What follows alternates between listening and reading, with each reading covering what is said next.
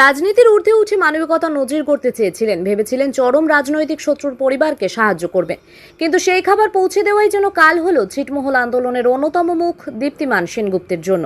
প্রাক্তন মন্ত্রী উদয়ন গুহের স্ত্রী ও দিদির জন্য খাবার পৌঁছে দেওয়ার মাত্র কয়েক ঘন্টার মধ্যেই খোদ দীপ্তিমানের বাড়িতে ঢুকে হামলা ও ব্যাপক ভাঙচুর চালানোর অভিযোগ উঠল। এই ঘটনায় চাঞ্চল্য ছড়িয়েছে দিনহাটার রাজনৈতিক মহলে। দীপ্তিমান সেনগুপ্তের অভিযোগ, শুক্রবার বিকেলে বিজেপি আশ্রিত কিছু দুষ্কৃতী আচমকাই তার দিনহাটার বাড়িতে চড়াও হয়। বাড়ির বাইরে সিসিটিভি ক্যামেরা ভাঙচুর করার পাশাপাশি জোর করে ঘরের ভেতরে ঢুকে সিসিটিভি ক্যামেরার ডিভিআর মেশিন খুলে নিয়ে চলে যায় তারা। শুধু তাই নয়, ঘরের ভেতরে ব্যাপক ভাঙচুর চালানো হয় এবং তাকে উদ্দেশ্য করে পচা ডিম ছোড়া ও মারধর করা হয়েছে বলেও চাঞ্চল্যকর অভিযোগ করেছেন দীপ্তিমান সেনগুপ্ত। প্রসঙ্গত, একাধিক মামলায় গত 17 তারিখ গ্রেপ্তার হন প্রাক্তন উত্তরবঙ্গ উন্নয়ন মন্ত্রী তথা তৃণমূল নেতা উদয়ন গুহ। এরপর 18 তারিখ তাকে দিনহাটা মহকুমা আদালতে পেশ করা হয়। সেই ডামাডোলের মাঝেই আজ 19 জুন কলকাতা থেকে দিনহাটা বাবুপাড়ার বাড়িতে ফেরেন উদয়ন গুহের স্ত্রী শাশ্বতী গুহ। ফাঁকা বাড়িতে তাদের দুপুরে খাবারের সমস্যা হতে পারে ভেবেই নিজের হাতে খাবার নিয়ে উদয়ন পত্নীর কাছে পৌঁছে গিয়েছিলেন দীপ্তিমান।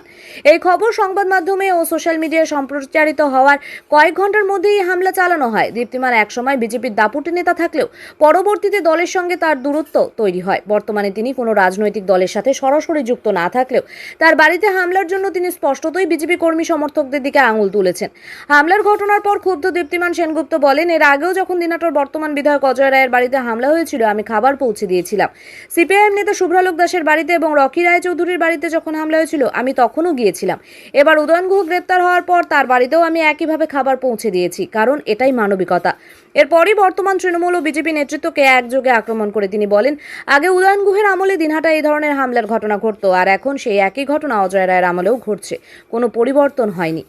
এই ঘটনার জেরে দিনহাটার রাজনৈতিক পরিস্থিতি নতুন করে উত্তপ্ত হয়ে উঠেছে। পুলিশ ইতিমধ্যেই ঘটনার তদন্ত শুরু করেছে।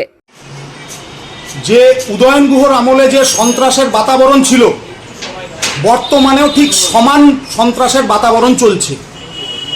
আমি জানি না মুখ্যমন্ত্রী এটা কমপ্লিট করতে পারবে কিনা, তবে মুখ্যমন্ত্রী বলেছে 2021-এর নির্বাচনের পরের যে সন্ত্রাস, আমি মুখ্যমন্ত্রীর কাছে দাবি রাখছি যে উনি যেন 2016-র বিধানসভা নির্বাচনের পরবর্তীকাল এর সময় থেকে 2018-র পঞ্চায়েত নির্বাচনের সমসাময়িক সময়ে যে সন্ত্রাস সৃষ্টি করেছিল সেগুলোরও যেন করে। কারণ আজকে যারা আমার বাড়িতে আক্রমণ করতে এসেছিল তারা 2021 সালে আমি তাদের বিজেপিতে দেখিনি। আপনার বাড়িতে কেন আক্রমণ করলো তারা? কেন আক্রমণ করলো তারা ভালো বলতে পারবে।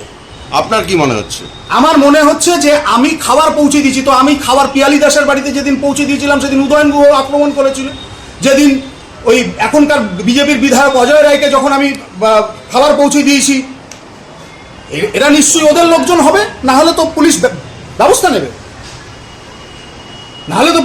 নেবে। কি নাম দাদা আপনার? আমার নাম দীপ্তিমান সেনগুপ্ত। আপনি কোন দলটা করেন? আমি বললাম যে মানুষের পাশে থাকলে পরে দল করতে হয় না। বিজেপি করেন? বিজেপিটা তো আমরাই করতাম। বর্তমান কি করেন? বর্তমান জানি না, বিজেপি সেটা বলতে পারবে যারা নেতৃত্বে আছে। আপনার কি মনে হচ্ছে? আমার কিছু মনে হয় না। আমার একটাই কথা মনে হয় যে এখন যেটা আছে সেটা তৃণমূলরাই করছে।